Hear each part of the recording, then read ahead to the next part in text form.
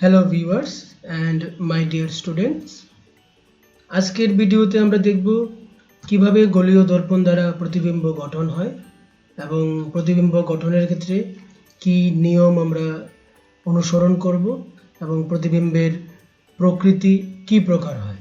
তাহলে দেরি না করে চলো আজকের ভিডিওটা শুরু করি।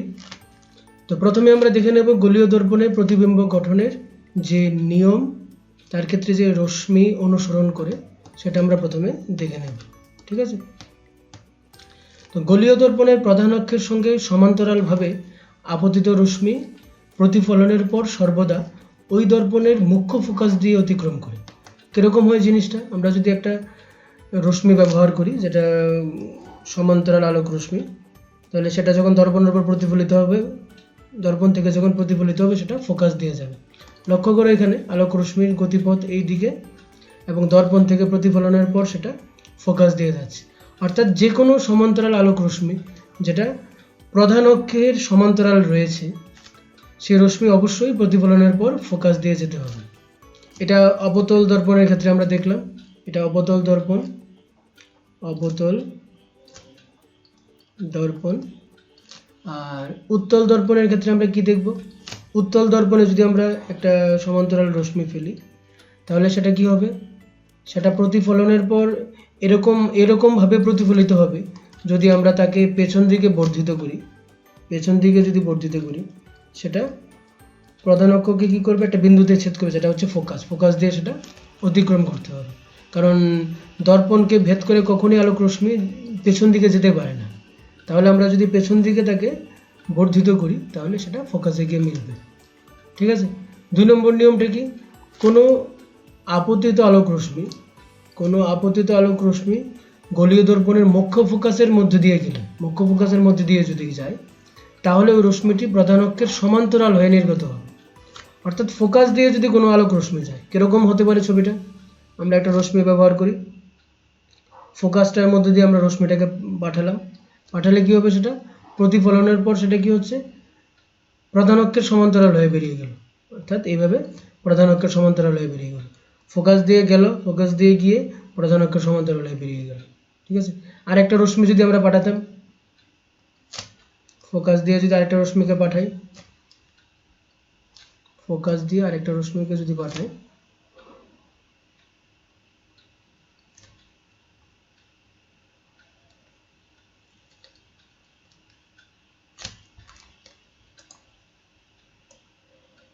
ফোকাস দিয়ে ধরো আরেকটা রশ্মিকে পাঠাচ্ছি আমরা এখানে, পাঠালে কি হচ্ছে, প্রতিফলনের পর কি হচ্ছে, সেটা সেই প্রধান অক্ষের সমান্তরাল হয়ে বেরিয়ে যাচ্ছে। বুঝতে পেরেছো, এইভাবে বেরিয়ে যাচ্ছে। আর এই যদি আমরা এই উত্তল দর্পণের ক্ষেত্রে দেখি, যদি উত্তল দর্পণের ক্ষেত্রে কি হবে,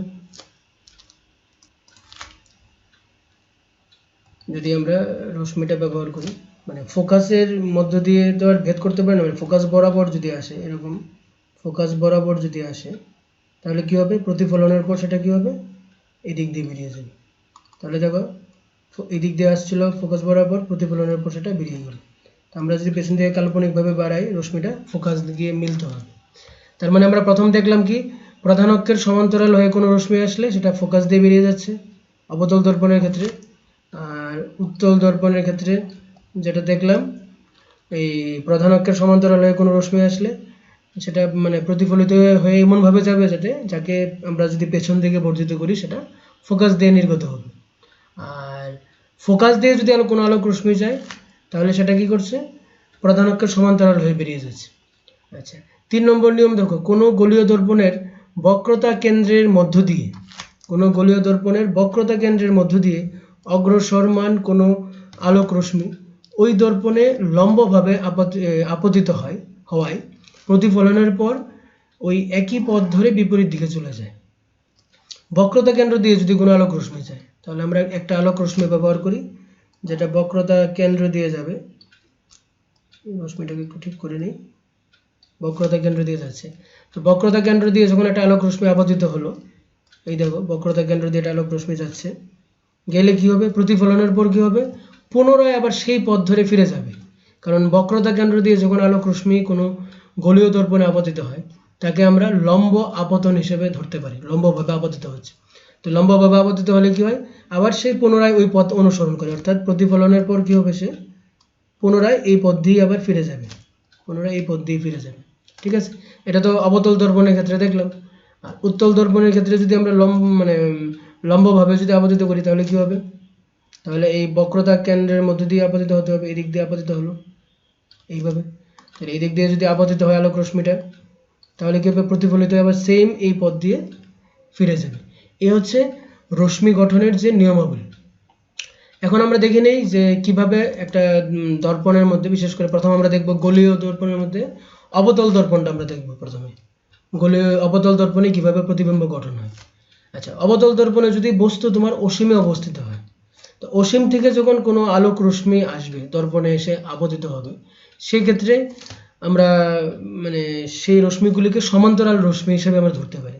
তো এখানে আমি এই সমান্তরাল রশ্মি আমি ব্যবহার করছি, আমি এখানে দুইটা সমান্তরাল রশ্মি এখানে ব্যবহার করলাম।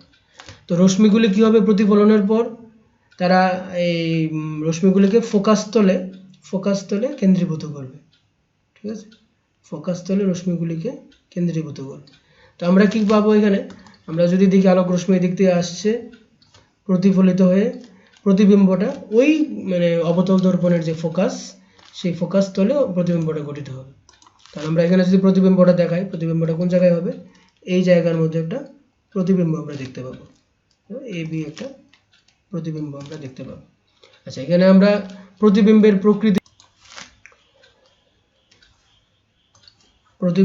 প্রকৃতি যদি লিখি, আমরা প্রতিবিম্বের প্রকৃতি, এখানে প্রতিবিম্বের প্রকৃতিটা সৎ প্রতিবিম্ব। ঠিক আছে, প্রতিবিম্বের আকারটা ছোট হবে, খর্বাকার এবং অবশীর্ষ। দেখো এখানে আমি সৎ প্রতিবিম্ব প্রতিবিম্বের প্রকৃতি বলতে সৎ বলেছি।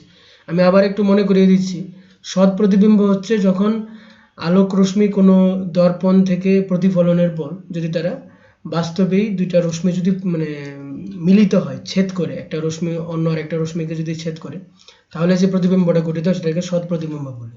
যেমন এখানে ছবিতে পরিষ্কার দেখতে পাচ্ছ যে আলোক রশ্মি দর্পণ থেকে প্রতিফলনের পর এই এ বিন্দুতে মিলিত হচ্ছে, যে কারণে এখানে আমরা এটাকে সৎ প্রতিবিম্ব বলবো। এবং প্রতিবিম্বের আকারটা খর্বাকার হবে, ছোট হবে, এবং অবশীর্ষ উল্টানো হবে, বস্তুটার সাপেক্ষে প্রতিবিম্বের যে আকারটা সেটা উল্টানো থাকবে, এজন্য আমরা তাকে অবশীর্ষ বলছি। ঠিক আছে, তারপরে আমরা চলে যাই দ্বিতীয় ছবিটাতে। এখানে কি বলছে, বস্তু বক্রতা কেন্দ্র আর অসীমের মাঝে, এখানে দর্পণের আমরা জানি সি হচ্ছে বক্রতা কেন্দ্র, আর এদিকে রয়েছে অসীম, এদিকে অসীম। তো বক্রতা কেন্দ্র এবং অসীমের মাঝখানে বস্তু রয়েছে, বস্তু আমরা এ বি দিয়ে দিলাম। ঠিক আছে, এখন আমরা তার ক্ষেত্রে প্রতিবিম্বটা কি হবে। তো আমরা এই যে ছবিগুলো আঁকছি, এই যে গোলীয় দর্পণের ক্ষেত্রে প্রতিবিম্ব গঠনের যে ছবিগুলি আমরা আঁকি, সেক্ষেত্রে আমরা দুইটা করে রশ্মি আমরা ব্যবহার করি। যেমন এই বিন্দু থেকে যদি আমরা একটা রশ্মি ব্যবহার করি, একটা রশ্মি আমরা পাঠাবো এই প্রধান অক্ষের সমান্তরাল করে, যেটা প্রতিফলনের পর কি করবে, ফোকাস দিয়ে অতিক্রম করবে। দ্বিতীয় যে রশ্মিটা পাঠাবো সেটা আমরা হয় ফোকাস দিয়ে পাঠাতে পারি, যেমন ফোকাস দিয়ে পাঠিয়ে দিলাম। ফোকাস দিয়ে পাঠালে কি হয় আমরা জানি, প্রতিফলনের পর সেটা এই প্রধান অক্ষের সমান্তরালে বেরিয়ে যায়। তাহলে দেখো একটা রশ্মি আমরা এই প্রধান অক্ষের সমান্তরাল করে পাঠালাম, প্রথম রশ্মিটা এখান থেকে প্রতিফলিত হয়ে সে ফোকাস দিয়ে অতিক্রম করলো।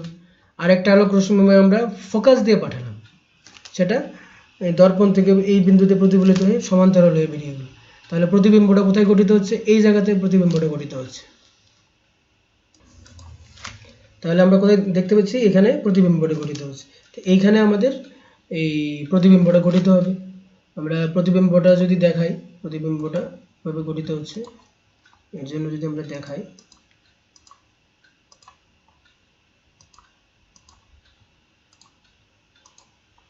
দেখো এখানে এই যে প্রতিবিম্বটা গঠিত হয়েছে, এ বি এর প্রতিবিম্ব, উল্টানো প্রতিবিম্ব এ ড্যাশ বি ড্যাশ এখানে গঠিত হয়েছে।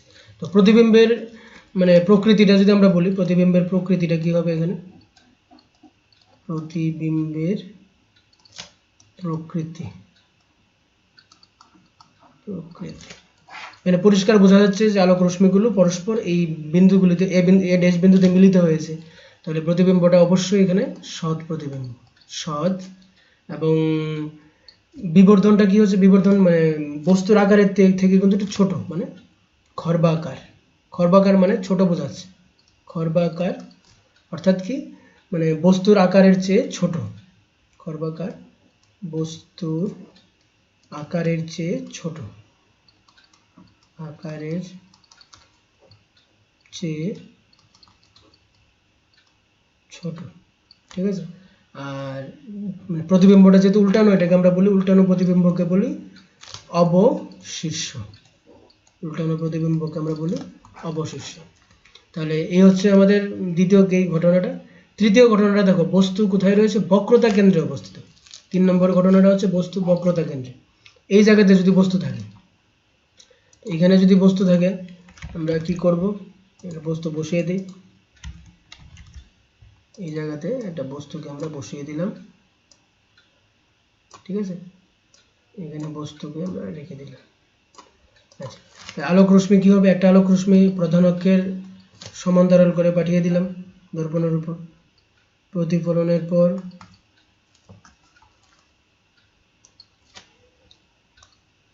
আচ্ছা প্রধান অক্ষের পর কি হবে, আরেকটা রশ্মি যদি আমি পাঠাই, এই প্রতিফলনের পর কি হবে, ফোকাস দিয়ে নির্গত হচ্ছে রশ্মিটা।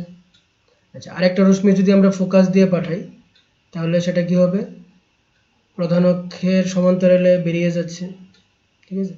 এখানে আমাদের এই রশ্মিটা, দ্বিতীয় যে রশ্মিটা, এটা আমাদের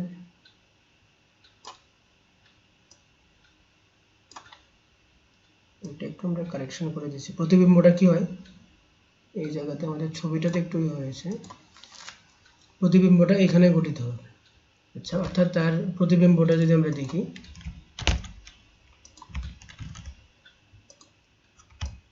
তার প্রতিবিম্বটা এই জায়গাতে গঠিত হচ্ছে, এই জায়গাতে। তো বক্রতা কেন্দ্রে যদি আমরা বস্তুকে রাখি, প্রতিবিম্বটাও বক্রতা কেন্দ্রেই গঠিত হয়। মনে রাখবে যে বক্রতা কেন্দ্রে কোনো বস্তু রাখলে, যেমন একটা রশ্মি পাঠালাম প্রধান অক্ষের সমান্তরাল, এই জায়গা থেকে প্রতিফলিত হয়ে এই মানে ফোকাস দিয়ে অতিক্রম করলো, আরেকটা রশ্মি ফোকাস দিয়ে পাঠালাম, এখানে কি হলো, প্রতিফলনের পর সেটা প্রধান অক্ষের সমান্তরাল হয়ে বেরিয়ে গেল, তো এখানে তারা মিলিত হলো। তো এ বি যদি বস্তু হয়, প্রতিবিম্বটা কি হচ্ছে, এ ড্যাশ বি। আচ্ছা এখানে যদি আমরা প্রতিবিম্বের প্রকৃতি লিখি, কি হবে, প্রতিবিম্বের প্রকৃতি, প্রতিবিম্বের প্রকৃতি কি হবে, প্রতিবিম্বের প্রকৃতি, এখানেও প্রতিবিম্বটা কিন্তু সৎ প্রতিবিম্ব, কারণ দেখো আলোক রশ্মি প্রতিফলনের পর এই মিলিত হয়েছে, এই যে এ ড্যাশ বিন্দুতে মিলিত হয়েছে, সৎ। এখানে অবশিষ্য, উল্টানো যেহেতু, অবশিষ্য। এবং এই জায়গার মধ্যে কি হচ্ছে, বস্তুর সমান আকারের প্রতিবিম্ব গঠিত হয়েছে, তাহলে বস্তুর সমান আকারের প্রতিবিম্ব গঠিত হয়েছে, বস্তুর সমান আকারের প্রতিবিম্ব গঠিত হয়েছে, ঠিক আছে। চতুর্থ দেখবো আমরা কি, বস্তুটা বক্রতা কেন্দ্র এবং ফোকাসের মধ্যে অবস্থিত। বস্তু কোথায় রয়েছে, বক্রতা কেন্দ্র এবং ফোকাসের মাঝখানে রয়েছে। তো আমরা এখানে বস্তুকে বসিয়ে দিই, আমরা কোথায় বসাবো, এই বক্রতা কেন্দ্র আর ফোকাসের মাঝখানে, এরকম জায়গায় বসিয়ে দিলাম, এই জায়গার মধ্যে ধরো মাঝামাঝি কোথাও বসিয়ে দিলাম আমরা, বক্রতা কেন্দ্র এবং ফোকাসের মাঝখানে। তাহলে আমরা এখন আলোক রশ্মি ব্যবহার করি। একটা আলোক রশ্মি প্রধান অক্ষের সমান্তরাল হয়ে গেল, গেলে কি হবে, নিয়ম অনুসারে ফোকাস দিয়ে নির্গত হবে, গেল ফোকাস দিয়ে। আরেকটা আলোক রশ্মিকে আমরা ইচ্ছা করলে ফোকাস দিয়ে পাঠাতে পারি, ফোকাস দিয়ে পাঠিয়ে দিই, পাঠালে সেটা কি হয়, প্রধান অক্ষের সমান্তরাল হয়ে বেরিয়ে যায়। দেখো কত সহজ, ঠিক না। তাহলে একটা আলোক রশ্মি প্রধান অক্ষের সমান্তরাল হয়ে গেল, প্রতিফলনের পর কি হলো, ফোকাস দিয়ে অতিক্রম করলো। আরেকটা আলোক রশ্মি ফোকাস দিয়ে গেল, ফোকাস দিয়ে গেলে প্রধান অক্ষের সমান্তরাল হয়ে বেরিয়ে গেল। তাহলে তারা ছেদ করলো এই জায়গার মধ্যে। এটা যদি প্রতিবিম্ব এ বি হয়, তাহলে এই এ এর প্রতিবিম্বটা তৈরি হয়েছে এ ড্যাশে। তাহলে প্রতিবিম্বটা আমরা কি দেখাবো? প্রতিবিম্বটা যদি আমরা দেখাই এখানে, প্রতিবিম্বটা একটু বড় হবে, বস্তুর আকারে চাইতে একটু প্রতিবিম্বটা বড় হবে, ঠিক আছে? এখানে মানে বস্তুর আকারে চাইতে প্রতিবিম্বের আকারটা একটু বড় হবে।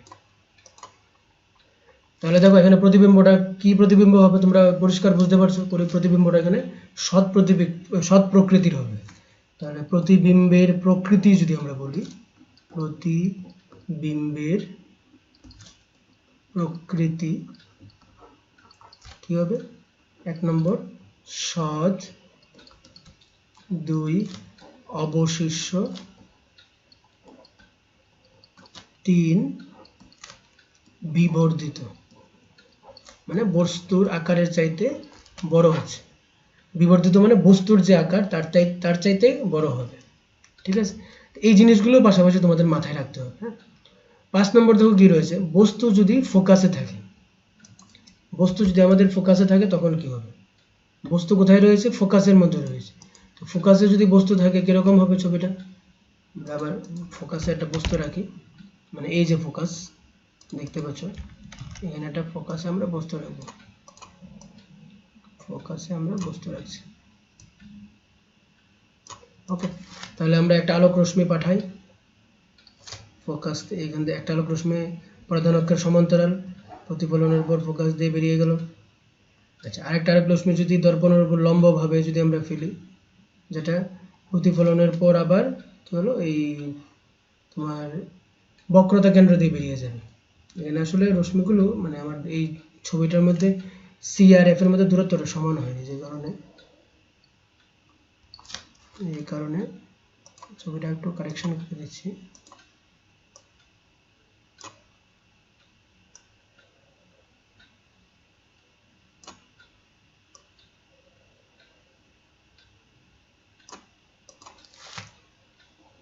এখানে বক্রতা কেন্দ্রের পজিশনটা একটু এই জায়গাতে আসবে। হ্যাঁ, এটা না, এখানে আসবে।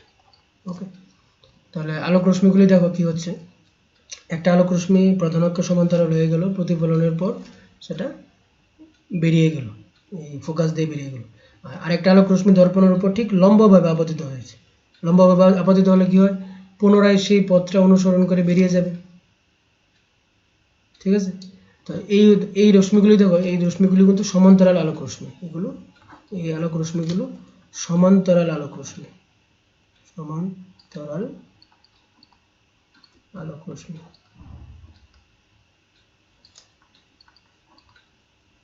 সমান্তরাল আলোক রশ্মি তারা কখনোই কিন্তু মিলবে না। আমরা যদি বলি তারা কোথায় মিলবে, তারা অসীমে গিয়ে মিলিত হবে। তাহলে প্রতিবিম্ব যেটা গঠিত হবে সেটা অসীমে গঠিত হবে। আচ্ছা, আমরা যদি এখানে প্রতিবিম্বের প্রকৃতি বলি, প্রতিবিম্বের প্রকৃতি যদি আমরা বলি, প্রতিবিম্বের প্রকৃতি বললে এখানে যে প্রতিবিম্বটা গঠিত হবে, প্রতিবিম্বটা কোথায় গঠিত হবে? অসীমে গঠিত হবে। প্রতিবিম্ব অসীমে গঠিত হবে। 2 নম্বর সৎ এবং অবশীর্ষ হবে, কারণ আমরা রশ্মিগুলি যদি বলি কোথায় মিলিত হবে? অসীমে গিয়ে মিলিত হবে। তাহলে প্রতিবিম্বটা সৎ এবং অবশীর্ষ হবে। এবং তার বিবর্ধনটা যদি আমরা বলি, সেটা কি বলবো? অসীম বিবর্ধিত, মানে অসীমভাবে বিবর্ধিত হবে, অসীম বিবর্ধিত,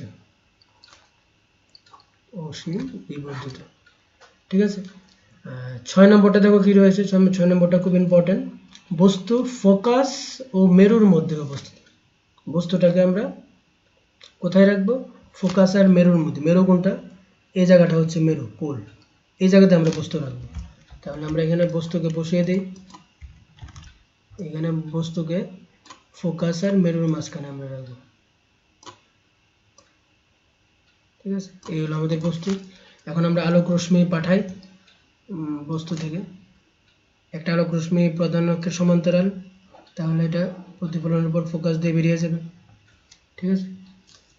আরেকটা আলোক রশ্মি যদি আমরা দর্পণের উপর লম্বভাবে যদি ফেলি, তাহলে কি হবে, প্রতিফলনের পর সেটা বক্রতা কেন্দ্র দেওয়া যাবে। দেখো আবার বলছি, দেখো বস্তুটা হচ্ছে আমার এ বি, একটা আলোক রশ্মি কি করলাম, দর্পণের উপর মানে প্রধান অক্ষের সমান্তরালে পাঠালাম, তাহলে নিয়ম অনুযায়ী প্রতিফলনের পর সেটা কি হয়, ফোকাস দিয়ে বেরিয়ে যাবে, এই ফোকাস দিয়ে বেরিয়ে গেল। আর আরেকটা আলোক রশ্মি আমরা কি করলাম, দর্পণের উপর লম্বভাবে আমরা ফেললাম, লম্বভাবে। দর্পণের উপর লম্বভাবে পড়লে কি হয়, আমরা জানি দর্পণের উপর যখন এই আলোক রশ্মি লম্বভাবে আপতিত হয় তখন প্রতিফলনের পর রশ্মিটা পুনরায় যে তার পথ, সেই পথ অনুসরণ করে, তাহলে সেই পথ অনুসরণ করে সে ফিরে যাবে। দেখো এই রশ্মি দুটা হচ্ছে অপসারী রশ্মি, অপসারী রশ্মি। অপসারী রশ্মি মানে কি, এই রশ্মিগুলো কখনোই তারা মানে নিজেদের মধ্যে কখনোই তারা ছেদ করবে না। তো আমরা যদি তাদেরকে পেছন দিকে, এই দর্পণের পেছন দিকে যদি কাল্পনিকভাবে যদি আমরা তাদেরকে বর্ধিত করি, কাল্পনিকভাবে যদি বর্ধিত করি, তাহলে দেখো এখানে মানে এ বিন্দুর প্রতিবিম্বটা গঠিত হচ্ছে। এখানে কিন্তু রশ্মিগুলো বাস্তবে মিলছে না, আমরা পেছন দিকে আমরা কাল্পনিকভাবে বর্ধিত করেছি, এবং এই যে কাল্পনিকভাবে আমরা তাকে বর্ধিত করলাম, এই বর্ধিত করার ফলে যে প্রতিবিম্বটা গঠিত হচ্ছে এটাই কিন্তু এখানে অসৎ প্রতিবিম্ব। মনে রাখবে এই অবতল দর্পণের ক্ষেত্রে এটাই একটা মানে ঘটনা যেখানে অসৎ প্রতিবিম্ব গঠিত হয়, কারণ এখানে রশ্মিগুলি কিন্তু বাস্তবে মিলছে না, এবং এই অসৎ প্রতিবিম্বটা কিন্তু এখানে সমশীর্ষ। দেখো বস্তুটা যেমন সোজা, প্রতিবিম্বটাও সোজা, তাহলে প্রতিবিম্বটা হচ্ছে এ ড্যাশ বি ড্যাশ। লক্ষ্য করো ভালো করে, এখানে প্রতিবিম্ব কিন্তু মানে রশ্মিগুলোর ছেদ করার ফলে তৈরি হয়নি, কিন্তু আমরা এখানে পেছন থেকে কাল্পনিকভাবে বাড়িয়েছি, দর্পণের পেছন থেকে কিন্তু। ঠিক আছে, তাহলে এখানে যদি প্রতিবিম্বের মানে প্রকৃতি বলি, প্রতিবিম্বের প্রকৃতিটা কি হবে, একটা হচ্ছে অসৎ প্রতিবিম্ব, প্রথম হচ্ছে অসৎ। উপরের যে মানে 5টা ঘটনা আমরা আলোচনা করেছি সবগুলোতেই সৎ প্রতিবিম্ব ছিল, একমাত্র এই ঘটনাটা, বস্তু যখন ফোকাস আর মেরুর মাঝখানে থাকে একমাত্র এই ঘটনাটাতেই অসৎ প্রতিবিম্ব গঠিত হয়। প্রতিবিম্ব অসৎ এবং সমশীর্ষ, সবটাই উল্টা দেখো, সমশীর্ষ। সমশীর্ষ মানে বস্তু যদি সোজা হয় প্রতিবিম্বটাও সোজা, এবং বিবর্ধিত হবে, এবং বস্তুটা প্রতিবিম্বটা কোথায় গঠিত হবে, দর্পণের পেছনে গঠিত হবে, দর্পণের পেছনে গঠিত হবে। এই জিনিসগুলি ভালো করে মাথায় রাখতে হবে। ঠিক আছে, তাহলে আমরা অবতল দর্পণের ক্ষেত্রে আমরা দেখে নিলাম, আরেকবার একটু দেখে নিই আমরা কি কি দেখেছিলাম। অবতল দর্পণে যদি মানে বস্তু যদি অসীমে থাকে তাহলে প্রতিবিম্বটা কোথায় হয়, ফোকাসে গঠিত হয়। প্রতিবিম্বের যে অবস্থানটা কোথায় হচ্ছে, ফোকাসে গঠিত হচ্ছে, ফোকাসে প্রতিবিম্ব ফোকাসে প্রতিবিম্ব গঠিত হচ্ছে, এবং প্রতিবিম্ব সৎ প্রকৃতির, খর্বাকার এবং অবশিষ্ট মানে উল্টানো থাকবে। 2 নম্বর, বস্তু ও বক্রতা কেন্দ্রের, বস্তু যদি বক্রতা কেন্দ্র আর অসীমের মাঝে থাকে তখন প্রতিবিম্ব কোথায় গঠিত হচ্ছে, দেখো এই বক্রতা কেন্দ্র আর ফোকাসের মধ্যে গঠিত হচ্ছে। তো প্রতিবিম্বের অবস্থানটা কোথায়, বক্রতা কেন্দ্র ও ফোকাসের মাঝে।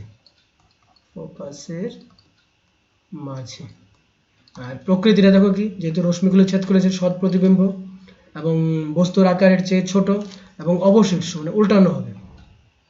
আর বস্তু যদি বক্রতা কেন্দ্রে থাকে তাহলে বস্তুর সমান আকারের একটা অবশিষ্ট সৎ প্রতিবিম্ব গঠিত হবে। আর বস্তু যদি বক্রতা কেন্দ্র আর মুখ্য ফোকাসের মাঝখানে থাকে সেক্ষেত্রে প্রতিবিম্ব সৎ, অবশিষ্ট এবং বিবর্ধিত হবে। নেক্সট দেখো, বস্তু যদি ফোকাসে থাকে সেক্ষেত্রে প্রতিবিম্বটা কি হচ্ছে, অসীমে গঠিত হচ্ছে, কারণ প্রতিফলনের পর এই অবতল দর্পণ থেকে আলোক রশ্মি প্রতিফলনের পর রশ্মিগুলো সমান্তরালে চলে যাচ্ছে এবং সেগুলো অসীমে গিয়ে মিলবে, সে কারণে আমরা বলবো যে তার প্রতিবিম্বটা অসীমে গঠিত হচ্ছে, 1 নম্বর। এবং প্রতিবিম্ব সৎ এবং অবশিষ্ট, সর্বশেষ বলবো যে অসীমভাবে বিবর্ধিত। ঠিক আছে, আর 6 নম্বর যে ঘটনাটা অবতল দর্পণের ক্ষেত্রে, বস্তু যদি ফোকাসের ভেতরে হয় অর্থাৎ ফোকাস আর মেরুর মাঝে যদি হয় সেক্ষেত্রে প্রতিবিম্বটা, এটা একটা ব্যতিক্রম এই ঘটনাগুলির মধ্যে, প্রতিবিম্বটা অসৎ হবে, সমশীর্ষ হবে এবং এই বিবর্ধিত এবং দর্পণের পেছনে গঠিত হবে। সর্বশেষ যেটা আমরা দেখব, উত্তল দর্পণ দ্বারা উত্তল দর্পণ দ্বারা প্রতিবিম্ব গঠনের ক্ষেত্রে আমরা একটা প্রতিবিম্ব নিয়ে নিই। আমরা এটা উত্তল দর্পণ এবং উত্তল দর্পণের সামনে আমরা একটা প্রতিবিম্বকে অবস্থান রাখছি। এটা হচ্ছে আমাদের একটা বস্তু রাখছি আমরা দর্পণের সামনে। আমরা যে কোনো জায়গাতে একটা বস্তু রাখতে পারি, বস্তু রাখলাম দর্পণের সামনে। তো এই বস্তু থেকে আলোক রশ্মি আমরা পাঠাবো, বস্তু থেকে আলোক রশ্মি আমরা পাঠাচ্ছি। একটা আলোক রশ্মি দর্পণের উপর লম্বভাবে আপতিত হলো, আর আপতিত হলে কি হবে, সেটা প্রতিফলনের পর কি হবে, মানে এমনভাবে প্রতিফলিত হবে যাতে ফোকাস দিয়ে সেটা অতিক্রম করে। তাহলে আমরা যদি পেছন দিকে তাকে বর্ধিত করি, সেটা কি হবে, ফোকাস দিয়ে যাবে। আর আরেকটা আলোক রশ্মি আমরা কি করলাম, আরেকটা আলোক রশ্মি আমরা দর্পণের উপর লম্বভাবে ফেললাম, যেটা ফোকাস দিয়ে যায়, এই বক্রতা কেন্দ্র দিয়ে যায়। তো লম্বভাবে ফেললে কি হবে, দর্পণের উপর যদি লম্বভাবে আমরা ফেলি তাহলে সেটা কি হবে, প্রতিফলনের পর আবার পুনরায় সেই পথটা অনুসরণ করে বেরিয়ে যাবে। তাহলে সেই পথ অনুসরণ করে যদি বেরিয়ে যায়, কীভাবে হবে, এইভাবে সে বেরিয়ে যাচ্ছে রশ্মি দুটো। তো লক্ষ্য করে দেখো, দুইটা রশ্মি, একটা রশ্মি প্রধান অক্ষের সমান্তরাল হয়ে গেল, প্রতিফলনের পর এই দিক দিয়ে বেরিয়ে গেল।